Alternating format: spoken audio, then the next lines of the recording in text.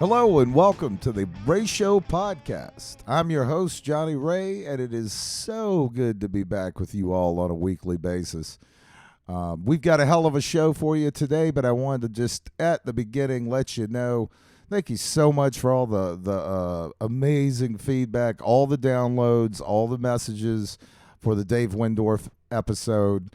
It truly, truly warmed the cackles of my blackened heart to see the response to that, and Dave was so nice to sit with us as long as he did, and thanks for listening to it. It meant a lot to us. And speaking of the Ray Show podcast, today we have Kira from Black Flag and Dose, and fortunate for us now, finally, a solo artist. Yep, she has her debut album, Kira, coming out on October 19th, and it is amazing. I mean, there's just nothing short of amazing about this record and Kira. We'll get to that chat in just a second. But just want to let you know we've got all kinds of good episodes coming at you this month. A few curveballs for you, and it's going to be a fun rest of the year, and then leading into 2022. We are shooting a Ratio podcast promo video this week that will be hopefully to you by about the 20th of October. So keep your eyes peeled for that. And without further ado, let's get to the amazing Kira. Johnny Ray, back with the Ratio podcast, and iconic doesn't even come close to describing the very special guest that we are fortunate enough to have on the show today. Please welcome bass player, sound editor, dog mom, loving wife, and loner, Kira. Thank you so much, Johnny, for having me. Hey, it's an honor to have you, to be speaking with you. How's the day treating you? The day is treating me well. It has been a busy one, but a productive one, I would say. Well, that's always a win. So, well, today we will be discussing Kira's self-titled debut solo album, which will be released October 19th on Kitten Robot Records. So I'm sure what jumps out from that statement is that this is your debut solo album. I mean, the question is stock, I know, but what made you decide to release this collection of songs in this space and time? It's a good question, actually. So my, basically at any given time, I have 20 songs in the works that I are in various stages of completion, and this is just sort of my way, is to create music and to do it in sort of a virtual way. A lot of work alone in my room, sending the songs to others, then to maybe have them put something on it, and then finishing them at Kitten Robot Studio with my brother Paul. So the plan was never to actually necessarily put out a record.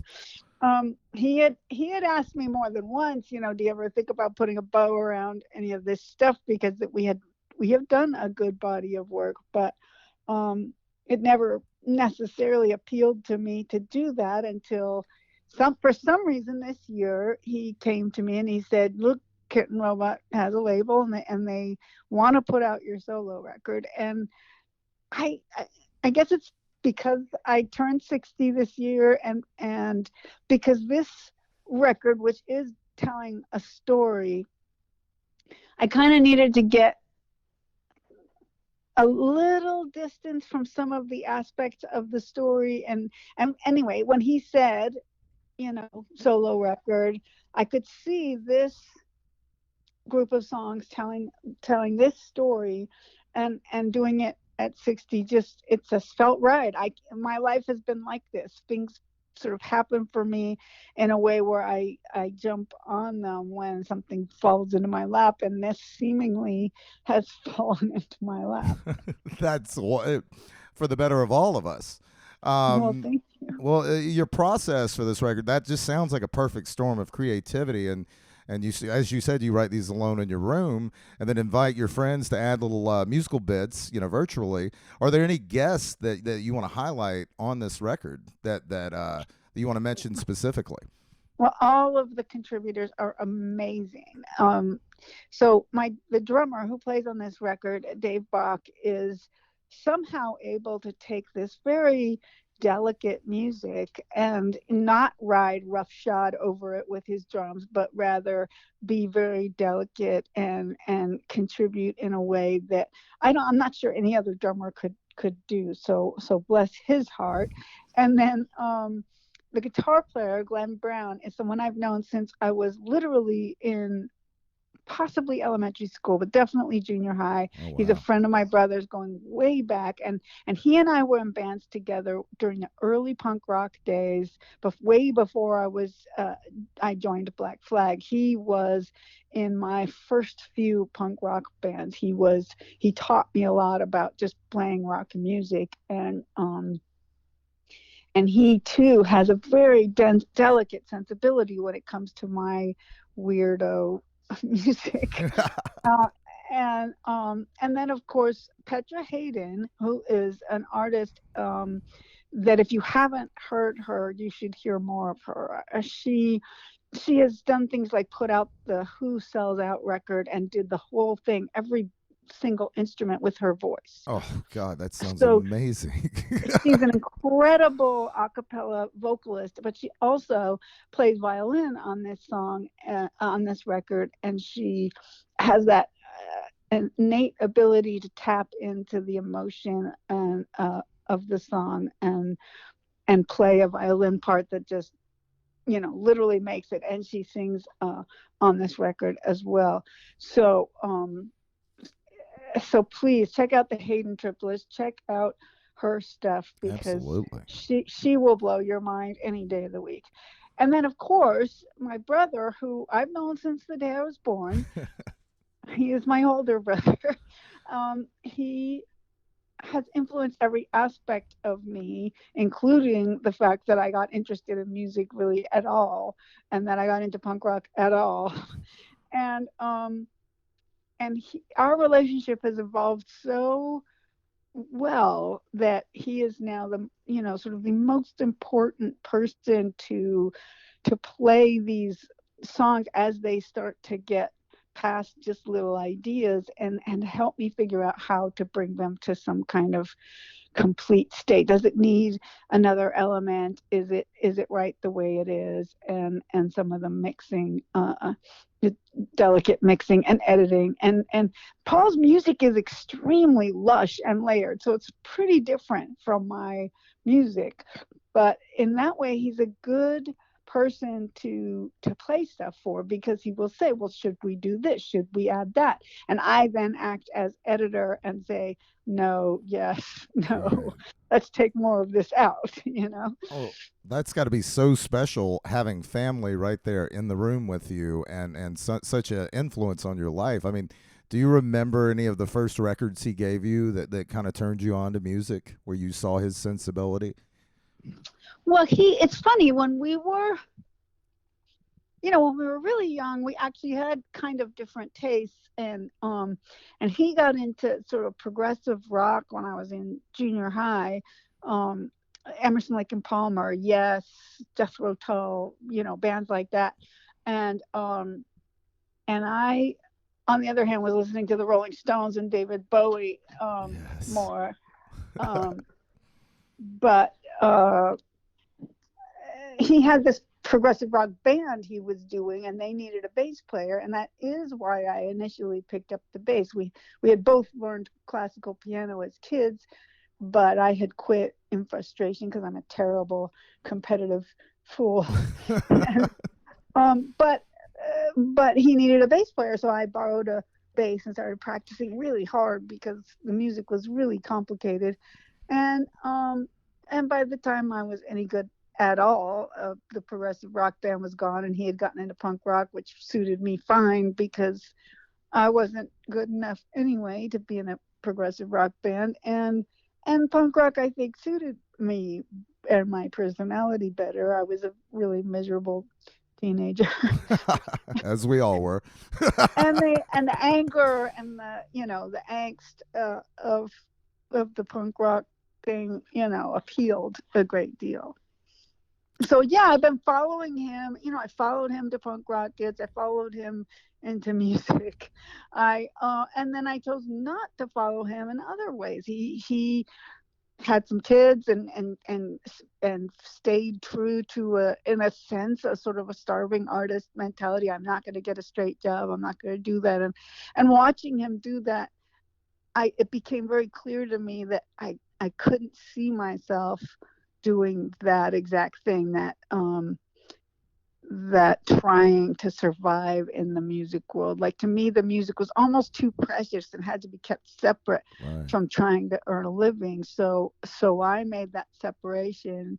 Um, and but again, it was educated by my relationship with Paul. So just every aspect of my life has been. Right, right. Well, there's so much we can discuss. I want to get into the meat of the record for a little bit.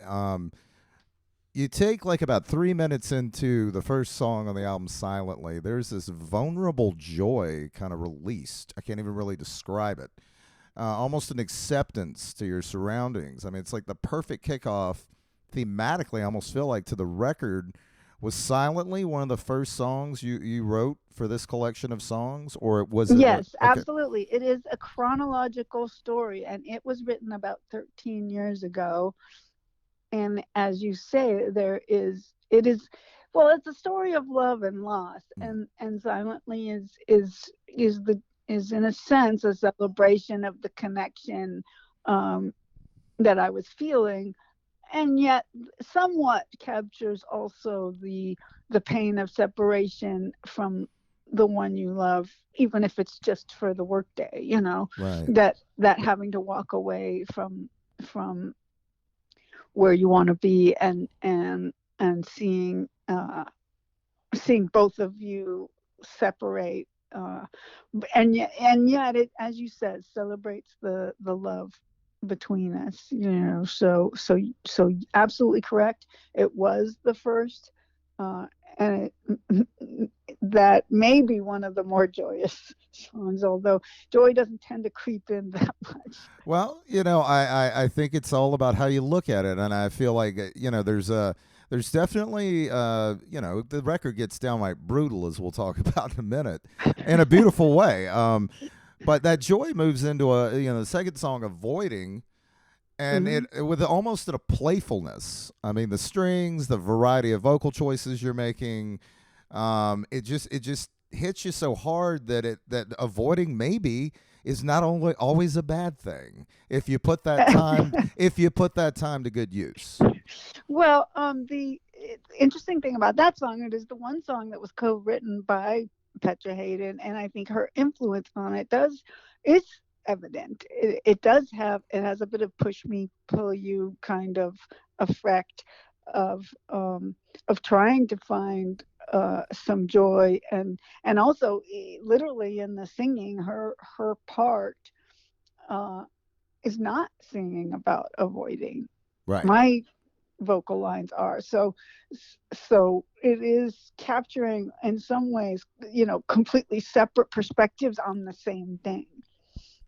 Right, right, right, and it's dazzling to hear with all the different. Just, I mean, there's so many choices there, especially when you get going with it to like the core, whatever you would consider the chorus. I mean, it's just a beautiful, beautiful song, and it takes that moves into trance, and kind of what I was talking about with the sentiment of how it hit me, um, was that idea of checked out for now, checked out for a moment. That lyric almost, I feel like you're getting across, hey, I'm still here, I'm just figuring some things out.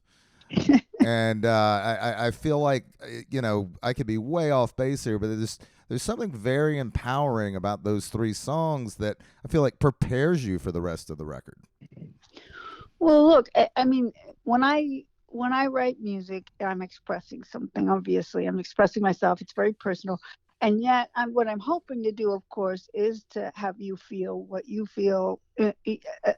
That is only from how you see the world, and so, of course, you interpret it how you interpret it. But if you connect into it, then it's magic. And it doesn't Absolutely. have to be that you connect to exactly where I was when I wrote the song. It's almost better if it's a more universal feeling. Yes, yes. And I mean, you're capturing that so amazing on this record just from this conversation, where we're how these songs, you know, the life these songs have taken. And you know, you talk about dark minimalism. You know, you say you practice dark minimalism in your music, and you know that space creates so many stories in your head, so many possibilities. Would you care to talk about that a little bit?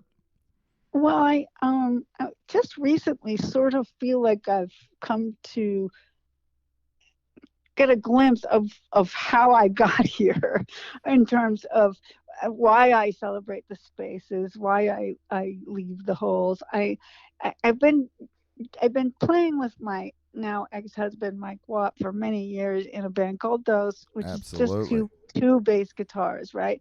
And then I sing some. And so the experience with Mike on stage and then trying to do what we have been known to do, which is cover a song like a Billie Holiday song with incredible emotion behind it, and yet have that very stripped down musical effect, and the emotion I would feel singing these, very emotional, moving songs in the space of a gig, where sometimes you could hear a pin drop, and I felt like that open space and that emptiness really supported the feelings, that the feelings could be felt more because it wasn't being layered. It was just out there naked. The voice was somewhat on its own with the basses, which are obviously, much lower register, um not really supporting the voice. The voice is almost left on its own.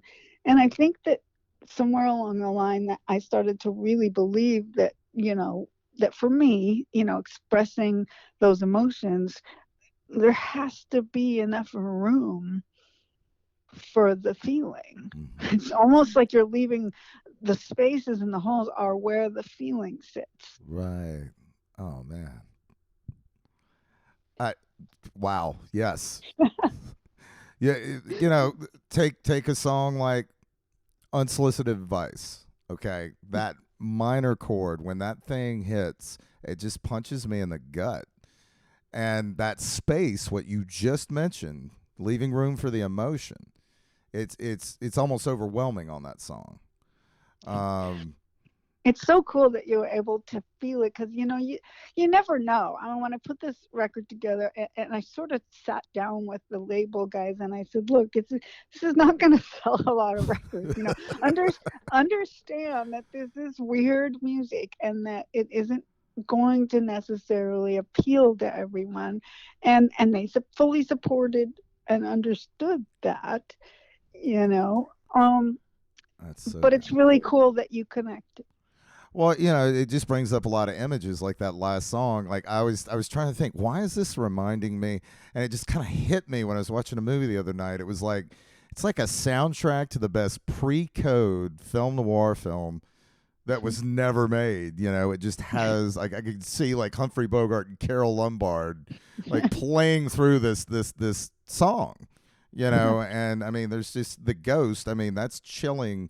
It's so beautiful. There's just so much on this record, and I think you should be really proud of the emotion that you've got across on this album and these songs. I mean, uh, not to embarrass you in any way.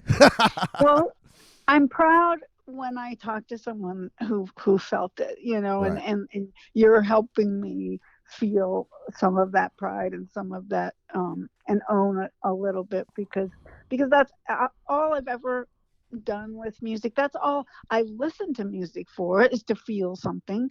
And I can feel it's okay if it's anger, if it's rage, that's fine. Just make me feel something. Right, right. Well, take us back a little bit in time when you first joined Black Flag. You were already a veteran in that music scene and juggling a demanding academic schedule. What was your mindset at that time? I mean, where was your head at? Well, I mean, the punk rock scene was small, right? I knew Black Flag. I had seen all the incarnations. and they had seen me play in bands, and I was well aware of their approach, of their touring schedule, of their intensity. So there wasn't any surprise in terms of what if I was going to join this band, which was my favorite band at the time. um, it's not like I was caught off guard. I knew I was making a very big commitment, and I asked if they would work around my school schedule only because I was so far into I was 3 years into a 4-year degree. So I was like, I can do this. I can take breaks, tour, and I can just finish it up, and both can happen, and I convinced myself that this was possible. um, so my mindset was just, I have to do it, and I have to do it all the way, and can't ever let them show. I can't ever show weakness, but also I have to finish this thing I started. Well, how long did it take you to finish that degree? Did you do it in that year, or did it take you a No, number of years? no, no, No. no. It took me about 2 years to complete my final year. As a matter of fact, I did my last quarter at UCLA after I was thrown out of the band in 1985. So Wow.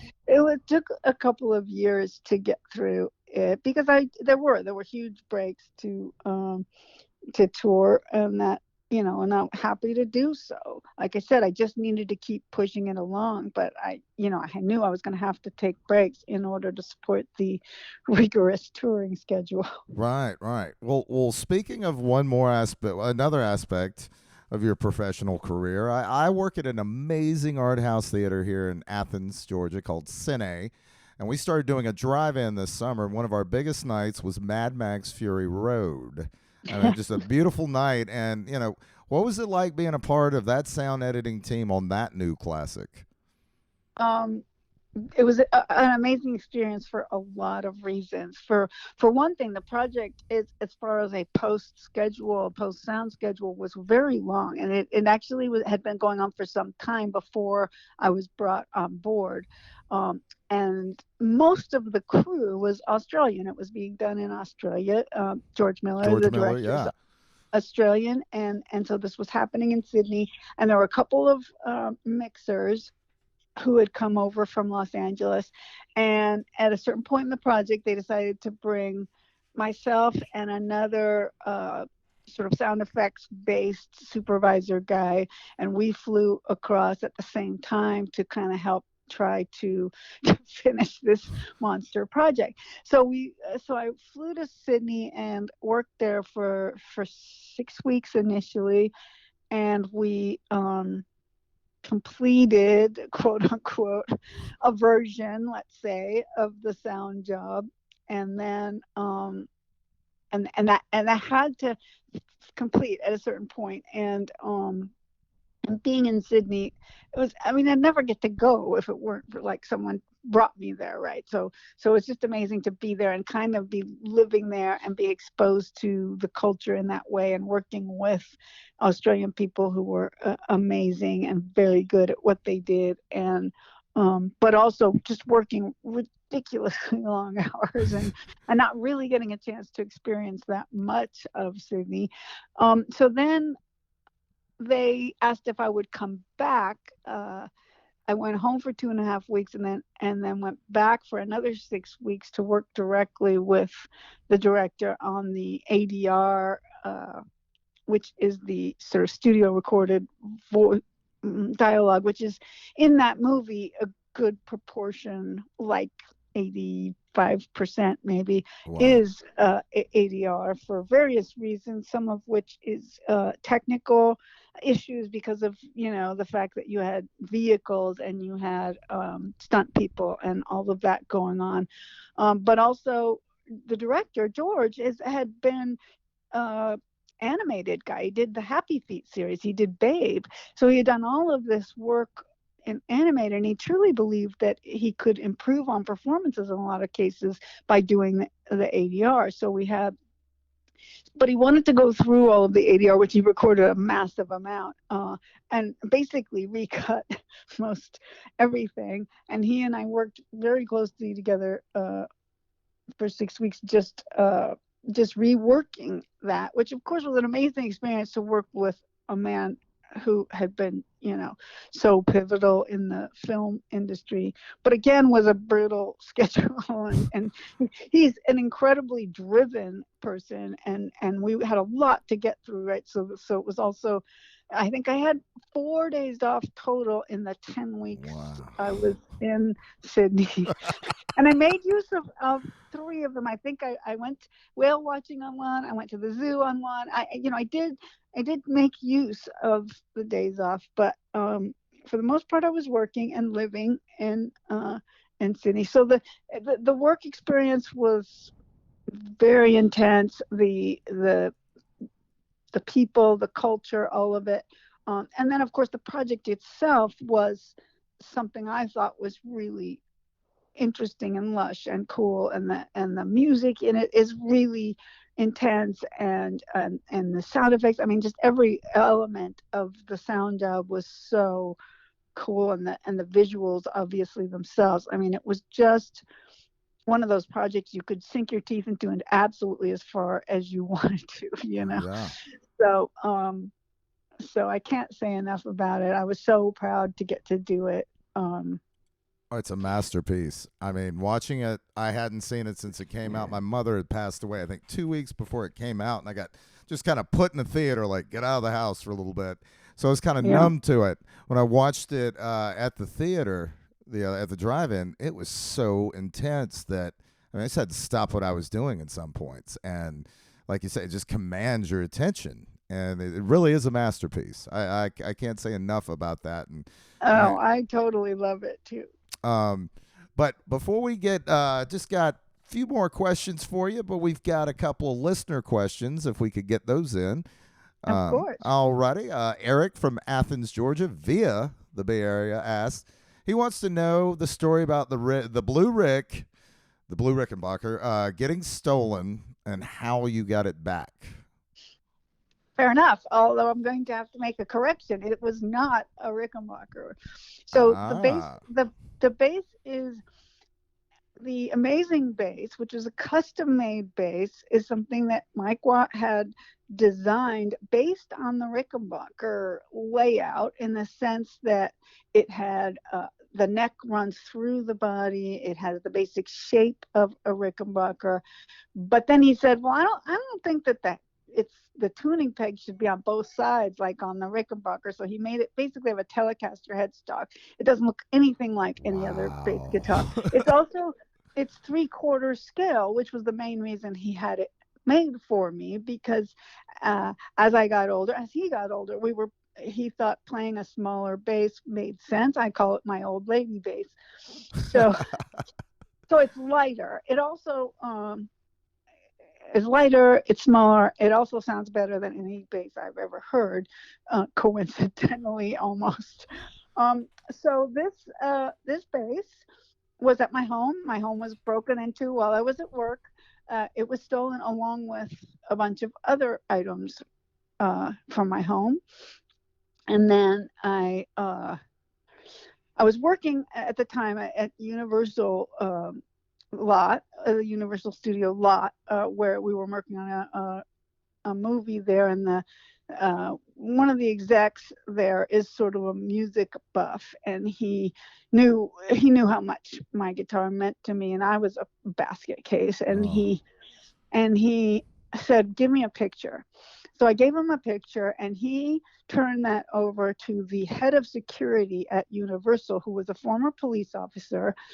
And this man sent that picture to guitar centers and various music stores, with in mind that, somebody might try to sell it. And I got a call about 10 days after, literally 10 days after it was stolen, from the guy I worked with. And he said, have you got your bass back? And I said, no. And he said, well, you should call the Northridge police station. They have your bass. oh, So it turns out that somebody had literally, this is how wild it was. The guy who was working at Guitar Center, which is a chain, guitar store, yeah. he literally had been transferred to the Northridge shop for one day, and he had seen the picture. And this guy walks in with that bass, and he recognizes it from the having seen it at the other Guitar The Center. one on Sunset, maybe. He had no, he Uh, it's on Ventura Boulevard okay. in Sherman Oaks, Okay. and he recognized it, and he told the guy, I have to take a picture of your driver's license, which is standard procedure if you want to sell something, especially at a chain like this. So he took the guy's driver's license, he goes in the back, and the guy runs away and leaves the base. And the Guitar Wow. Center guy calls the cops. And and I walk into the police station, and um the guy, tell the guy, and he comes out and he has the bass in his hands, and I just start crying. And he says, I usually try to get some proof that it's your guitar, but I think it's clear that this is your guitar. And he hands it to me, and so 10 days after it was stolen, I got it back. I never got anything else back. I have no idea. The guy never got in trouble because they couldn't prove, it was like possession of stolen goods maybe, but they couldn't prove that he had broken into my house. But there you have it. Hey, I have well, my bass. that's a happy ending to a pretty perilous story there, which I'm sure, especially in Los Angeles, that just doesn't happen. No, I mean, I had completely given up, so much to the point that I had called the guy who made the bass, and he had started to make another one, and I now have a blonde version of the same bass because he had already started work, and I wasn't going to tell him, never mind, so I he went ahead and completed a second one. But the funny thing about guitars is they all sound different, and the blue one's still the most amazing bass I've ever heard. The blonde one sounds really good, but it doesn't sound quite as good. And I used it to record on the record, and I use it for most anything I can do. Well, it sounds amazing, especially on the record, and I'm so glad you got it back. Um, Me too. I've got another question. David from Athens, Georgia asks, what are your thoughts on playing with Anthony Martinez versus playing with Bill Stevenson? Both monster drummers with very different styles. Oh, that's a great question. Okay, so Bill Bill is uh, an amazing drummer, and he has that ability to capture the aspect of Black Flag that is, we're trying to be as heavy as any heavy that you can imagine, but we're trying to obviously play sometimes at speeds that don't allow for that. If you can imagine yourself like swinging a hammer, right? Like if you're trying to swing a hammer really fast, you'd have to lighten up how hard you hit, right? Right, right. So but we tackled that problem, and we would start very slow and try to retain the heaviness, retain how hard we were hitting as we sped up. And Bill was just a master at capturing that heaviness regardless of how fast some of the stuff got.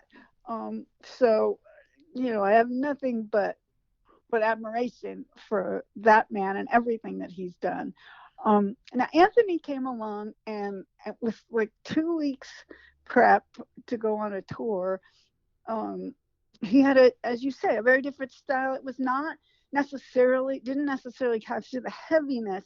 He had a sort of energy buzz kind of a style that I frankly spent most of the first few weeks of the tour trying to hold him back. He was like a galloping horse that you were literally pulling back on the reins the whole time, because I was trying to maintain heaviness and he was just like a galloping horse. So it was a different effect. He had the effect of making everything feel like it was going a million miles an hour.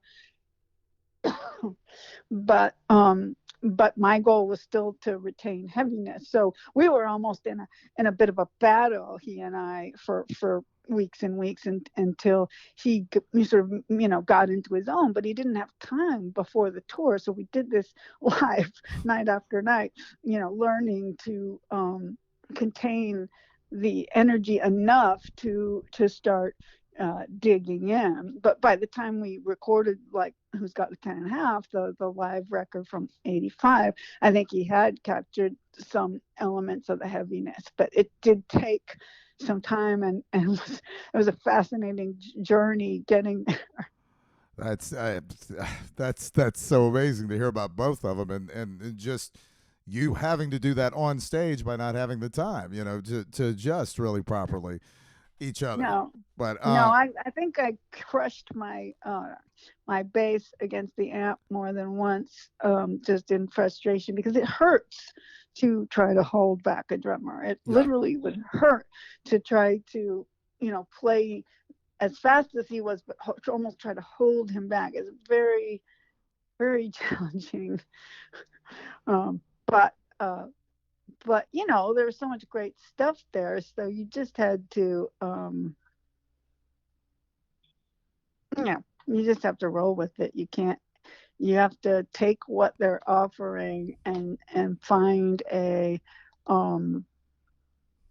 way. And right. the way with him was to stand up in your stirrups and pull back.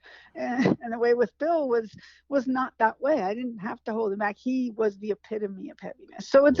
it's an interesting conundrum, and they both have amazing sound on some of these recordings. So Right, right. Well, I know we talked before we started recording. You had we record from out of Athens, Georgia, and mhm. do you have any recollections of coming through the town on tour, or any stories you'd like to pass on to us about our little town? I have a story that isn't exactly what you're expecting potentially, but I'm almost positive this happened in Athens, Georgia. So the Minutemen opened for REM on a tour, and Kira flew out and joined the Minutemen for a few days, and I'm certain it was in Athens that there was this gig scheduled. Obviously, it was REM. That was a pretty big gig, right? Yeah, oh yeah. So we were backstage at this gig, um, and Mike and Dee Boone are having a fight, Oh and they wow. are not speaking to each other. They're in separate rooms backstage, and they need to go on, and that's my most vivid memory of Athens, Georgia. Oh But wow. I was literally standing there going, "Are they going to play? Right, right. Oh, Is this that's going to happen?" I mean, it's a big deal, right, for them. They weren't, they weren't nearly as big as REM. They were the opening band. They had to play. You guys got to stop this. And the funny thing about these guys is they loved each other so dearly. They were so unconditional love. There was no question about whether or not Mike and Dee Boone were going to make up. But right in that moment, they were in this massive fight over nothing at all, right? oh, Anyway, so that's my story for that's Athens, Georgia. golden. That's a golden memory right there. I'll tell you. Thank you for sharing that with us. And you know what? That's thank you for giving so much of your time to us this afternoon. And the record, your self-titled debut solo album, it's coming out on October 19th. Everybody on Kitten Robot Records, and Yes, he did. make sure you get it. Make sure you listen to it, because it's amazing, and it's really an amazing journey. I mean, for lack of a better word. Is there anything you'd Thank you like? so much, Johnny. Thank you. Is there anything you'd like to plug, or anything you'd like to mention here before we go? I No, you have been so generous and supporting the record, and hey, I just say to people, if you want to go down this emotional rabbit hole, please do, because I love sharing it. So thank you so much for having me, John. Thank you so much for being on the show, Kira. Of course. How cool was she? Oh my gosh. It was such an honor to speak with her and to hear about this record and to go down deep into the songs and definitely make sure to pick this one up. It's a really special record and it's something that really gets under your skin in a good way. And that's our show for this week, but we will see you next week. Stay switched on, and we'll talk to you soon.